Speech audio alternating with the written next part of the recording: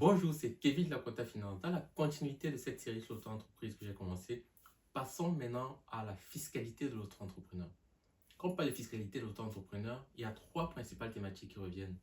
La TVA, l'impôt et les charges sociales. Concernant la TVA, j'ai déjà fait une série sur la TVA que je vous remets ici. Elle est applicable pour l'auto-entrepreneur.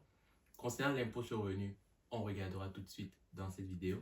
Et pour les charges sociales, n'hésite pas à t'abonner parce que la prochaine vidéo sera celle-là et ça fera mouche.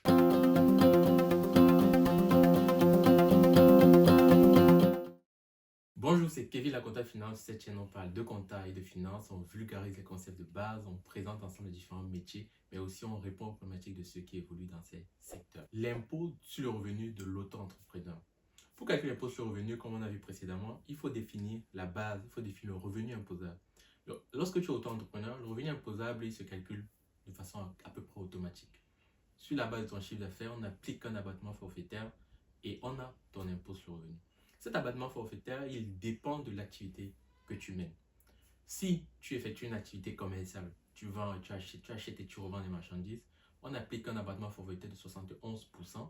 Si tu es plutôt sur une activité BIC, bénéfices industriels et commerciaux, là on effectue un abattement de 50%.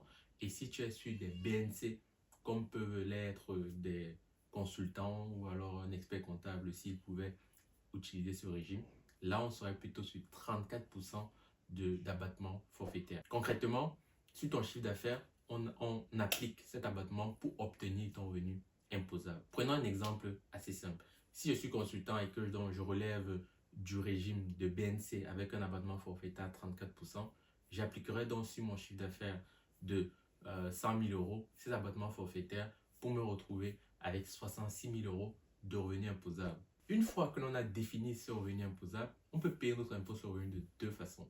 La première, c'est en suivant le barème progressif de l'impôt sur le revenu, comme tu peux le faire si tu as une activité salariée. La deuxième, c'est en optant plutôt pour l'impôt libératoire. Regardons chacune de ces méthodes. Pour la première, l'impôt sur le revenu, c'est simple, on applique le barème progressif de l'impôt. Je vous remets d'ailleurs ici une vidéo sur l'impôt sur le revenu que j'avais fait et qui permettait d'expliquer comment est-ce que ça fonctionne. On applique ce barème et on a un impôt que l'on paye. Donc, si par ailleurs on a d'autres types de revenus, les revenus liés à cette activité d'auto-entrepreneur vont venir s'ajouter aux autres revenus du foyer fiscal de façon générale et on aura donc un impôt mécanique qui va être calculé. La deuxième option, c'est l'impôt libératoire. Cet impôt libératoire, comme son nom l'indique, il libère à la fois de l'impôt sur le revenu, mais aussi et surtout des charges sociales. On regardera dans la prochaine vidéo, comme tu l'as compris, les charges sociales de façon précise, comment elles se calculent.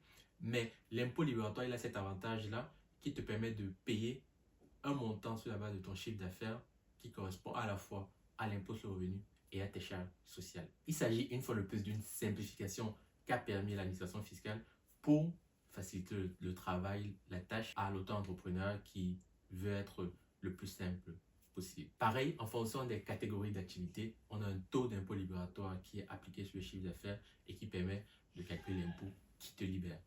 Regardons chacune de ces catégories. Pour les ventes, donc activité commerciale, j'achète et je revends des marchandises, on est sur 1% du chiffre d'affaires qui est utilisé pour calculer l'impôt libératoire. Pour les services BIC, bénéfices industriels et commerciaux, on est sur 1,7% de ton chiffre d'affaires qui permet de déterminer l'impôt libératoire. Et enfin, pour les services BNC, on est sur 2,2% de ton chiffre d'affaires qui permet de déterminer ton impôt libératoire. Cet impôt libératoire, est-ce qu'il est tout le temps efficace? Est-ce qu'il est tout le temps intéressant pour l'auto-entrepreneur?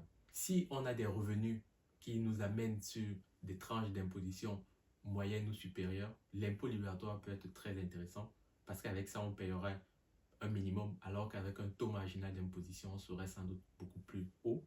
Tandis que si on a très peu de revenus, alors cette activité d'auto-entrepreneur est la seule activité qui nous génère du revenu et qui sera taxé et qu'on est sur des chiffres d'affaires qu'on réussit à facturer assez faibles, l'impôt libératoire peut ne pas être intéressant parce qu'il nous amènerait peut-être à payer de l'impôt ou on n'aurait pas eu besoin d'en payer.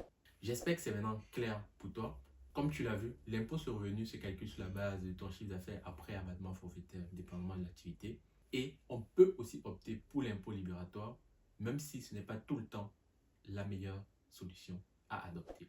Dans la prochaine vidéo, on regardera ensemble le cœur, les charges sociales. Qu'est-ce que tu payes effectivement à l'URSSAF? Abonne-toi à cette chaîne pour ne pas manquer ce prochain épisode. Lâche-moi des pouces bleus et on se dit à très vite.